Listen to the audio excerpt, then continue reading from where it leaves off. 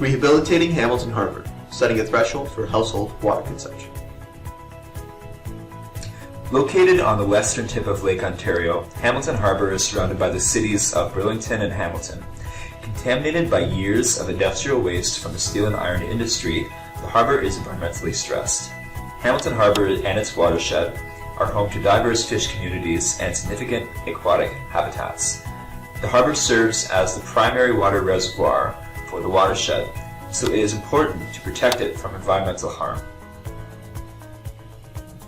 Currently, issues such as algal blooms from agricultural runoff, the presence of toxic PAHs, and the presence of a host of household chemicals have only further deteriorated this fragile environmental community.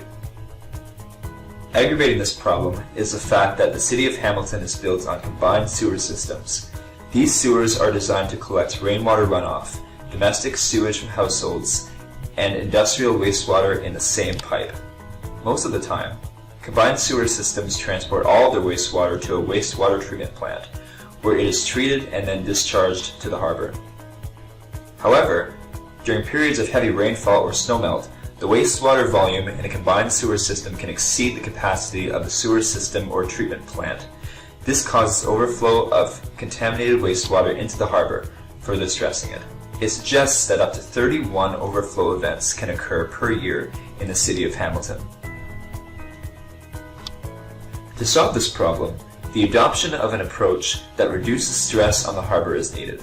It makes intuitive sense that to effectively reduce stress on the harbor, lowering water consumption in households will play an essential role. The reasoning behind this is that reducing water consumption will reduce the water use per household, and this would lead to less water in the sewer systems, leading to a reduced number of overflow events. Overall, this would decrease the presence of wastewater contaminants in the harbor. In Canada, the average Canadian uses 329 litres of water per day per person. However, a recent study conducted by water activist S. Wishwanath has shown that 200 litres per day per person is more than enough to sustain the needs of individuals. Therefore, our strategy involves setting a threshold level of household water consumption at 200 litres per day per person for the City of Hamilton. To accomplish this, we recommend that the City of Hamilton abides by the following 5-point action plan. The first objective would involve informing the public about the application of the water threshold in Hamilton. Information regarding the reasoning and incentive for the strategy would be distributed to the public in a variety of ways. Letter mail, flyers, email, a website, and posters are the various ways that this message can be conveyed. It is our recommendation that social media sites like Facebook, Twitter, Instagram, and YouTube be heavily used to market the strategy. Social media would be a key component in conveying this message, since the proliferation of social media today justifies our strong emphasis on its use. The goal would be to reach all the residents of the watershed. Coupled with the notification of the water threshold will be various strategies that households can adopt to readily and effectively reduce household water consumption. Examples include installing low-flow water faucets, shower heads, and toilets, as well as toilet tank flow boosters or water harvesting systems. Others include mitigating or entirely avoiding unnecessary water use, such as driveway washing or car washing, or ensuring that household pipes contain no leaks. The third objective for the city would be to increase the water tax by 5% over the next 2 years. The reasoning behind this is based on simple economics, where if one party wants to control a commodity, they increase its price. This would effectively raise public awareness regarding the amount of water that's being used, and thereby limiting waste. The revenue collected through this process will go on to fund initiatives that will delist the harbour as an area of concern, as well as fund the Randall Reef project. Notably, a share of the revenue collected from this tax will go to various initiatives that will protect the well-being of the harbour and the wildlife contained within it. The fourth objective would also seek to reinforce the set threshold by providing an economic incentive for those who comply to it. Basically, the City of Hamilton would reduce the water bill by 10% for those whose consumption meets the threshold of 200 litres per day per person. This strategy provides incentive for people to be more mindful of their daily water usage such that waste from needlessly running the tap in the bathroom or kitchen, for instance, long showers, and over-flushing the toilet are reduced. It is our belief that this economic incentive will help reduce the public's objections to increasing the water tax. The fifth objective involves a recreational incentive for Hamilton residents who have continuously met the threshold of consumption over the period of 1 year.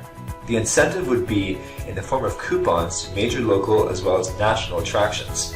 For example, coupons for Ripley's Aquarium, the Toronto Zoo, the CN Tower, the Royal Ontario Museum, Canadian National Parks, and the Hamilton Art Gallery, among others. Looking to past literature studies that explore the impact of taxes on household water consumption demonstrates the validity of our proposal. A study conducted by Water Management Services in Florida found that water use decreases while coupled with increases in water price. The results also demonstrated that decreases in water consumption are predictable and statistically valid.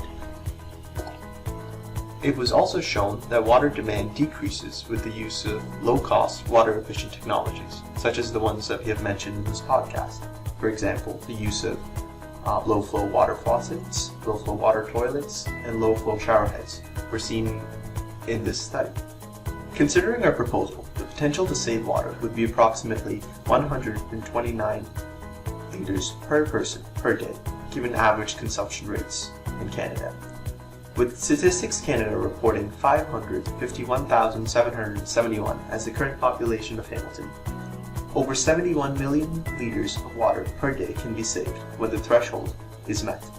This equates to over 18 million gallons of water that does not end up in the sewer system, effectively reducing stress on the sewer system and ultimately the harbor.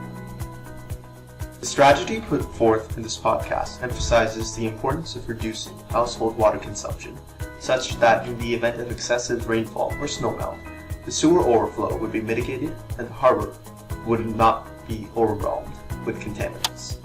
Positive impacts of the proposal include reduced water pressure on wastewater treatment plants, reduced demand for water resources, and educating the public about the issue. We believe that this proposal would be imperative in creating a sustainable watershed. The various economic incentives given would go a long way in encouraging the public to reduce water consumption, respect water's value, and further appreciate local amenities. The primary goal of this initiative would be the restoration of the harbor to its former glory. Thank you for watching.